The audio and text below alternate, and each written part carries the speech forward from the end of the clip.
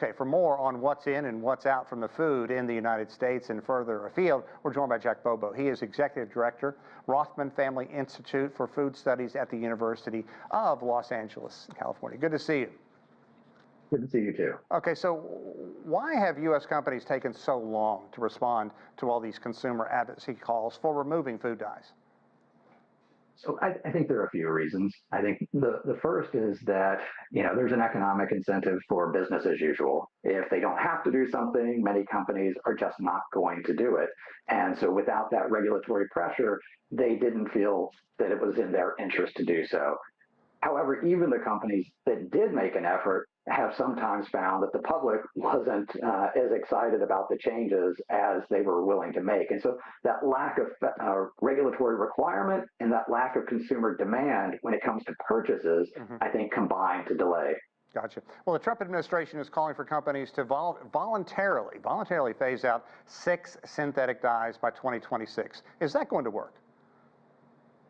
I think there's generally a lot of skepticism when companies say they're going to voluntarily do something. I think this situation is a little bit different. There is a lot of momentum to take action on these items. It's really raised in the public awareness.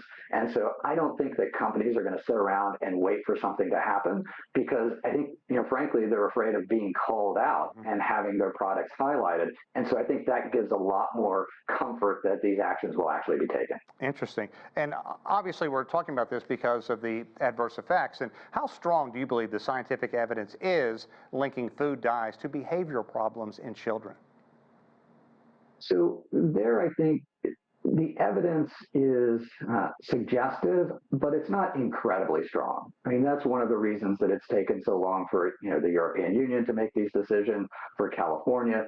So there are suggestions that these could be causing problems because we see increases in incidences of different types of, ADHD and other things. And so it's not as clear as we would like. And also, the alternatives haven't necessarily been evaluated in the same ways that we're asking for validation of these synthetic dyes. Now, RFK Jr. Has claimed that the industry has voluntarily agreed to his timeline. Do you see bipartisan support for something like this, and have companies really committed to this timeline? I haven't seen too much where the industry as a whole has committed to it. Certainly, there are a number of companies that have stepped up and said, yes, we will make these changes. But the industry as a whole has not necessarily bought in. And so I think that is to be determined. I think when it comes to sort of bipartisan support, I think the way most would like this to happen is that we should actually do the evaluations of the safety of these products. The FDA should make decisions, and then they should make requirements instead of asking companies to do something. Let's talk for a minute about what other areas are doing, what other countries are doing. Companies already use natural alternatives in Europe, but kept synthetic dyes in the U.S. products for years longer. Explain this double standard. So there are a lot of products where we have different regulatory standards in different parts of the world, and there are a lot of differences in how regulations work in the U.S. and Europe. In Europe, regulations normally tell companies what is the process they have to do in order to regulate something. And so it's very prescriptive. If you do this, then it will be okay. In the United States, we tend to regulate the outcome. Right. As long as it's safe. We're less worried about how you get there.